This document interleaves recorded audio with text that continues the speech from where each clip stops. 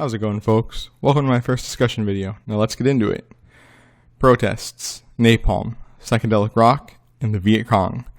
The Vietnam War has been permanently seared into the United States' collective consciousness. Many Americans question why we were even in Vietnam in the first place, as every day spent there made new enemies and meant another young man sent home in a casket. But the war did not start nor end with the United States' involvement. In fact, our story begins 100 years before the beginning of the war.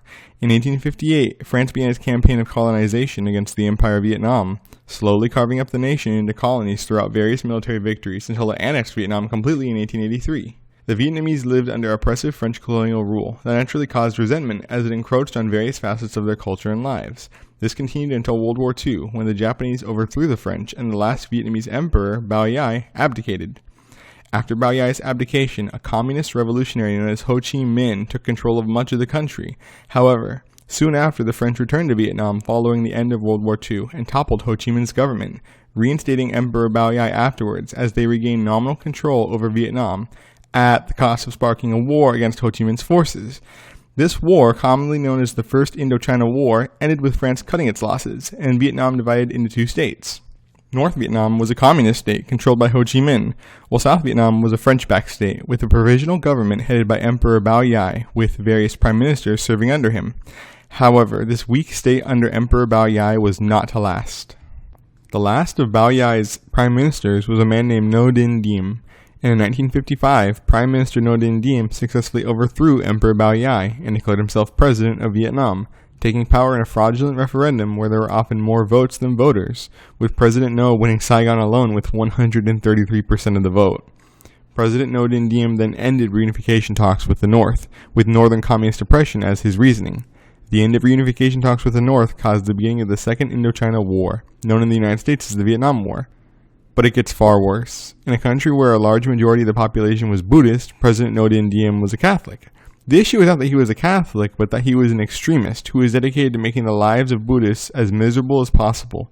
Members of the government and military could only get ahead in their careers by converting to Catholicism. Buddhists were discriminated against. Celebrating the Buddha's birthday was banned, and violence against Buddhist monks and nuns was alarmingly frequent. So while President Ngo Dinh Diem had the support of the United States for his ability to stabilize South Vietnam and combat communism, he was concurrently antagonizing nearly his entire population. Eventually, things got so bad that monks began to burn themselves alive in the streets in protest of the oppression they suffered under President Ngo's government. Finally, in 1963, the South Vietnamese military had become fed up with President Ngo Dinh Diem's rule. Instead of building up a stable, anti-communist republic, President Ngo had devolved the country into a dictatorship fixated on persecuting itself. American officials finally accepted that Ngo Dinh Diem continuing as president was untenable, and so they backed a coup to remove and exile him. Well, they got the remove part correct. However, due to breakdowns in communication, which happened a lot in the South Vietnamese military, President Ngo Dinh Diem ended up being killed by mistake. As bad as he was, his assassination only intensified the instability in South Vietnam. His strongman rule was replaced by a military government full of officials who hated each other just as much, if not more, than they hated the communists. The country teetered on the brink of collapse, and the United States pumped the country full of economic aid to keep it afloat and began its military intervention as the power vacuum created by Ngo Dinh Diem's murder caused a massive increase in communist insurgent activities. A group of South Vietnamese communists, called the Viet Cong, who were backed by North Vietnam, began a guerrilla war against the South Vietnamese government and the United States. The South Vietnamese military government spent the years between 1964 up until 1975 fighting each other and running South Vietnam into the ground, while the United States and South Korea fought off a communist insurgency within South Vietnam itself. The economy crumbled, corruption was rampant, crime and prostitution flourished, and atrocities were all too frequent. Most sane people, looking back in retrospect, have since written off South Vietnam as a hopeless state that crumbled without foreign aid, as it could never find a reason to exist nor muster the support of its people. Now that we have established how disastrous the situation truly was in South Vietnam, let's talk about the point of divergence in our story. How could South Vietnam have possibly survived? Our answer lies in a man named General Nguyen Thanh Thi. Nguyen Thanh Thi was an officer in the Army of the Republic of Vietnam, or ARVN for short. Nguyen Thanh Thi was born in Hue City on February 23, 1923, and joined the French Army at age 17. Nguyen Thanh Thi was taken as a prisoner of war by the Japanese during World War II, and when he was released, he was sadly almost immediately reincarcerated by Ho Chi Minh's forces, because he had served in the French army and was considered a collaborator. Nguyen Thanh Thi could really not catch a break in the early years. Nguyen Thanh Thi was then released as Ho Chi Minh's government was toppled by the French in the late 1940s and enlisted in the Vietnamese National Army under Emperor Bao Yai, quickly rising in the ranks. After France withdrew from Vietnam completely and President Ngo Dinh Diem took power, Nguyen Thanh Thi fought for President Ngo, mainly against organized crime. His actions earned the respect of the president, and Nguyen Thanh Thi was made a colonel. During this period, Colonel Nguyen Thanh Thi was described by observers as opportunistic and fearless. President Ngo Dinh Diem admired Nguyen Thanh Thi and often referred to him as his son. After President Ngo Dinh Diem broke off reunification talks with North Vietnam in 1955, the Second Indochina War between South Vietnam and North Vietnam began. After 5 years of President Ngo Dinh Diem's destructive rule, Nguyen Thanh Thi plotted a coup against him. Although they'd once seen eye to eye, Nguyen Thanh Thi had witnessed firsthand how President Ngo Dinh Diem had corrupted the military, promoting soldiers based on their faith rather than their abilities.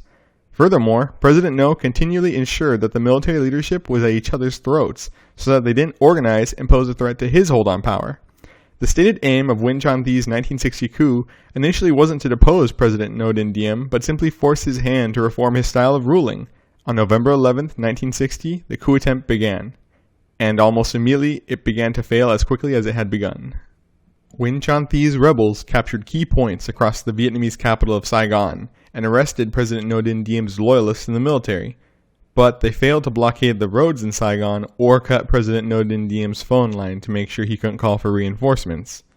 Then the rebels failed to press their attack, believing that President Ngo would simply capitulate upon realizing that they were rebelling. When the attack was pressed, President Ngo Dinh Diem was nearly killed when they sprayed his bedroom with gunfire, but he had gotten out of bed just in time. In the confusion, President Ngo's loyalists fought back and held their ground, having time to coordinate as the rebels faltered despite their numerical superiority, their advantage of surprise, and control of Saigon. However, the rebels soon regained the advantage, only to begin arguing whether or not to force President Ngo Dinh Diem to reform or to kill him outright. At this time, President Ngo contacted the rebels to set up negotiations, all while his reinforcements arrived. In these talks, President Ngo Dinh Diem agreed to all of the rebels' conditions, and even broadcast a speech agreeing to them. Then, President Ngo's reinforcements arrived and crushed the rebels. 400 of them were killed, and the coup attempt collapsed completely. Colonel Nguyen Thanh Thi and the surviving coup plotters fled to Cambodia by plane. President Ngo Dinh Diem reneged on every promise made to the rebels, and the failed coup only made him more violent, paranoid, and authoritarian until he was killed in a different coup 3 years later. The 3 years in between these two coups were critical, and President Ngo spent them persecuting his own people instead of developing the country of South Vietnam. After President Ngo Dinh Diem was killed, Colonel Nguyen Thanh Thi returned to South Vietnam and joined the military government, with whom he never saw eye to eye. He would be involved in numerous coups and power struggles during his tenure with the military government, particularly against his arch-rival, Nguyen Cao Ky, the hot-headed Prime Minister of South Vietnam during this time. During this period, Nguyen Thanh Thi took command of numerous Buddhist majority units in the army, namely the 1st Corps and the 1st Division. Colonel Nguyen Thanh Thi's natural charisma and pro-Buddhist stance made him extremely popular amongst the Buddhist majority of South Vietnam. In 1966, Nguyen Thanh Thi's rival, Prime Minister Nguyen Cao Ky, claimed that Colonel Nguyen was actually going to the United States for medical treatment regarding a sinus issue, which was in fact a cover story, so that he could exile Colonel Nguyen and remove him as a rival. However, Nguyen Cao Ky had to be subtle, because Colonel Nguyen Thanh Thi was so popular, he couldn't be assassinated without the government drawing the wrath of the Buddhists yet again. However, Colonel Nguyen Thanh Thi refused to go along with Nguyen Cao Ky's cover story, and told the public what Nguyen Cao Ky was trying to do, even joking that he did indeed have a sinus issue, but that it was caused by the stench of corruption within South Vietnam. He also criticized the American expansion of the war effort in Vietnam, which drew the ire of the United States. After this, Buddhist soldiers, activists, and civilians rioted against the South Vietnamese government in support of Colonel Nguyen Thanh Thi, resulting in the 1966 Buddhist uprising in South Vietnam, which included a general strike and mass protests in support of Nguyen Thanh Thi. This revolt was quashed by Nguyen Cao Ky's government, and Colonel Nguyen Thanh Thi was forcibly exiled to the United States. In his depression upon being exiled, Colonel Nguyen Thanh Thi threw away all of his medals and his uniforms, only retaining an army blanket as the sole reminder that his military career had ever existed. In 1972, Colonel Win Chon-thi attempted to return to South Vietnam, only to have his plane swarmed by Win Cao-ki's soldiers and forced to turn back to the United States. Colonel Win Chon-thi eventually settled down in Lancaster, Pennsylvania. Unlike many other South Vietnamese government officials and military leaders, who South Vietnamese refugees hated as they blamed them for the South's collapse in 1975, Colonel Win Chon-thi actually remained beloved by his people, often speaking at Vietnamese American events and having his meals paid for by Vietnamese Americans.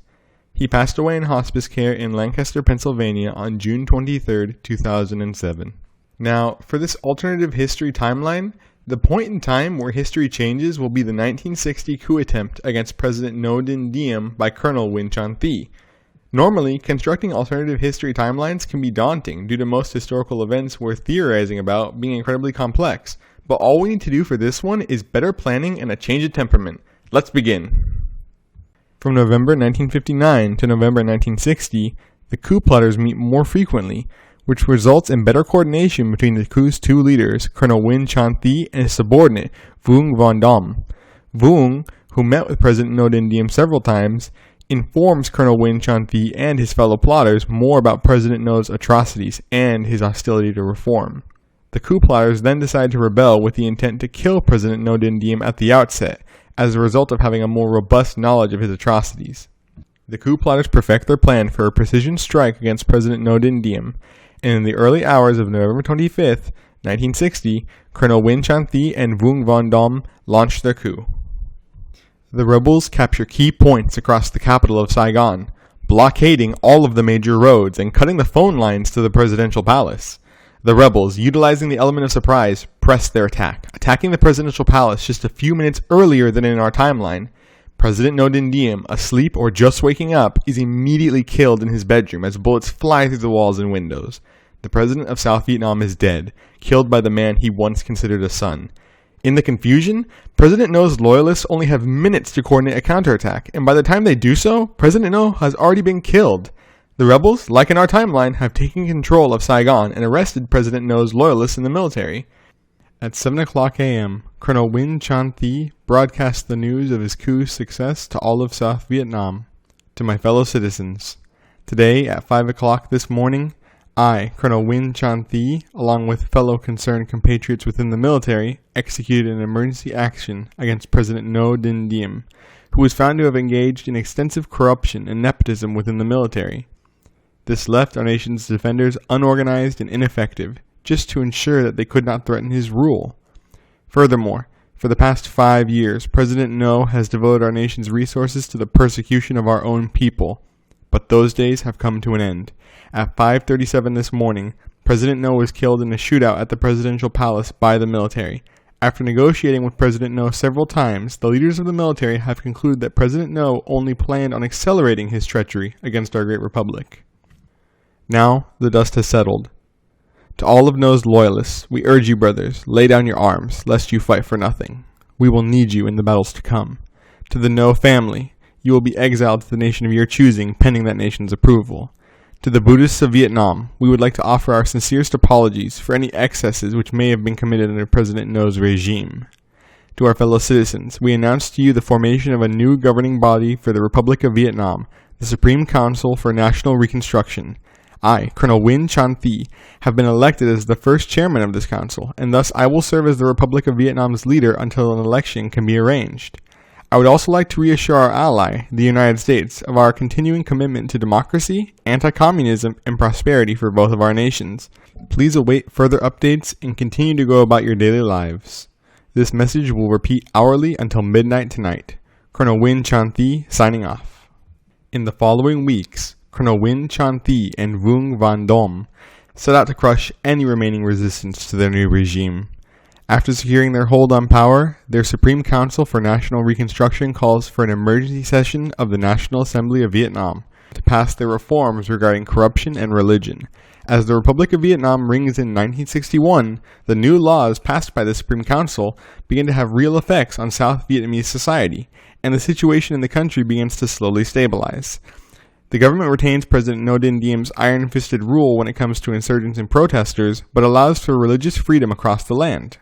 Furthermore, Colonel Win Chan-thi, already possessing charisma and beloved by the Buddhists, becomes a national symbol of South Vietnam and even sees an organic cult of personality spring up around him. In 1962, South Vietnam finally holds its first election. Win Chan-thi becomes the second president of South Vietnam, unsurprisingly defeating his opponent Win Nap Thuy in a landslide, with Colonel Win Chan-thi winning 81% of the vote. President Win Chan-thi makes his fellow coup plotter and member of the Supreme Council, Vuong Van Dom, his vice president, whilst abolishing the office of Prime Minister and dividing that office's powers between himself and Vuong. After the election, President Win begins a 4-year term as president of South Vietnam. Because of the Supreme Council's heavy-handed rule during the past 2 years, communist efforts to form an effective insurgency have remained stymied in the South. Because they don't persecute the Buddhist majority, the government gains more legitimacy every year. Northern efforts to topple the Southern government, seen in our timeline as the final push for liberation, become efforts to disrupt progress in this alternate timeline. The economy and society begin to stabilize because of President Win's reforms, under which South Vietnam's economic growth increases under his policy of state capitalism. Poverty rates also begin to decrease in growing increments, beginning to steadily ease the pressure on South Vietnam's poorest.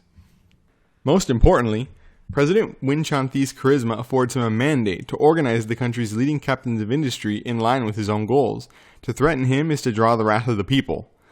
In 1963, the United States increases economic aid to South Vietnam to further develop its economy. Furthermore, under President Win Chan-thi's corruption reforms, most of it actually goes where it's intended to go. The United States never needs to militarily intervene in South Vietnam because the South Vietnamese military idolizes President Win Chan-thi, and his leadership has caused morale to rise dramatically within the armed forces. Furthermore, President Win Chan-thi strikes beneficial trade deals with the United States, in turn receiving American support for his continued rule. Decades later, historians term the economic boom of the early 1960s under Win Chan-thi in South Vietnam the miracle on the Mekong River. In the midst of President Win's meteoric rise to power, the Viet Cong find themselves unable to win the hearts and minds of South Vietnam and are, for the most part, cut off from resupply by the reinvigorated South Vietnamese military guarding the borders between them and the North. However, even in their weakened state, the Viet Cong still retain a marginal capacity to cause chaos.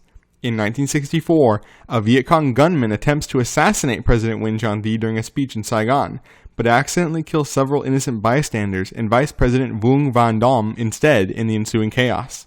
After this, President Win Chan-thi is devastated by the loss of his friend, Vice President Vuong, yet his survival of this heinous act only ensures his approval ratings skyrocket, while his crackdown on communism intensifies, and the Viet Cong has their reputation in the South irreparably damaged. As a result of these troubling developments, North Vietnam begins to consider a complete invasion of the South, but the USSR and China threaten to revoke aid if they do so, citing Win Chan-thi's popularity, the potential for American intervention in support of Win's regime, and the inevitable international condemnation that would follow such a drastic action. In 1966, President Win Chan-thi makes his first international trip outside of Vietnam as president. He meets with American President Lyndon B. Johnson in Washington, D.C., Korean President Park Chung-hee in Seoul, and Chinese President Chiang Kai-shek in Taipei. On each visit, he is received by jubilant crowds. President Win Chan-thi is re-elected in 1966, and again in 1970, by large margins. With his allies in lockstep behind him and his enemies defanged, President Win spends the last years of the 1960s embarking on an ambitious land reform program, which he completes with great success. In 1971, an emboldened President Win holds a referendum on whether he should become President of the Republic of Vietnam for life.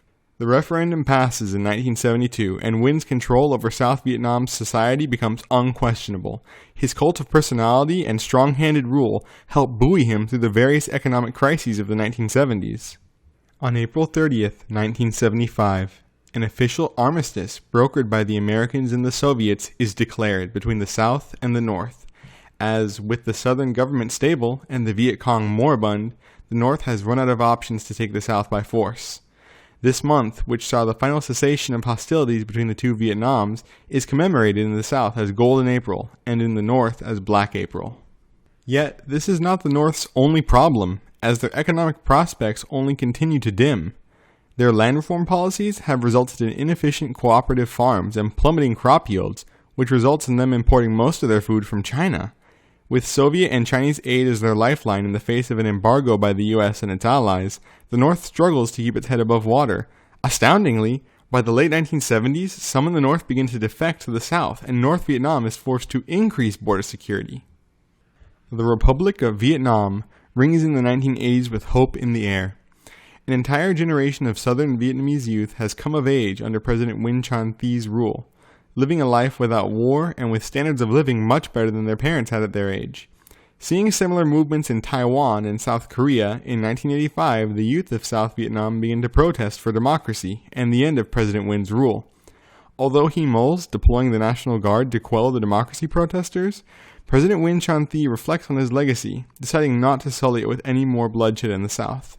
On November 25, 1985, the 25th anniversary of his successful coup, President Nguyen Thanh Thi announces that South Vietnam will begin the transition to multi-party democracy, and that there will be a new presidential election in 1988 in which he will not run. In 1988, President Nguyen Thanh Thi keeps his promise and allows for a peaceful transfer of power to his successor, a Buddhist monk and close political ally named Brother Thit Ji Quang. Thit Ji Quang wins the election by a narrow margin and becomes the third president of South Vietnam. The following year, North Vietnam loses its leader, Le Yuan, and begins to crumble as the Soviets rescind their aid amid their own economic collapse. To make matters worse, the United States has only increased its sanctions on the North in the face of the blossoming of true democracy in the South. In 1990, seeing North Vietnam on the verge of chaos, President Thit Ji Quang sends former President Nguyen Thanh Thi to North Vietnam as the South's envoy, hoping to revive the reunification talks destroyed by President Ngo Dinh Diem 35 years prior. President Nguyen is greeted with much fanfare in Hanoi and meets with a new northern leader, a reformist named Nguyen Van Linh. Together, the two men work out an agreement for the reunification of the two Vietnams under the Southern banner, to the joy of all Vietnamese. At midnight on January 1st, 1992, Vietnam becomes one nation again, at last having freed itself from the painful division that served as a visceral reminder of their past colonial subjugation. By the 2000s, Vietnam is considered to be one of Asia's biggest economies and regional powers. And on the 23rd of June, 2020, former President Nguyen Thanh Thi dies at his home in Hue City at 97 years of age. The Republic of Vietnam declares 3 days of mourning as tributes pour in from across the world. Vietnam has lost one of her finest sons.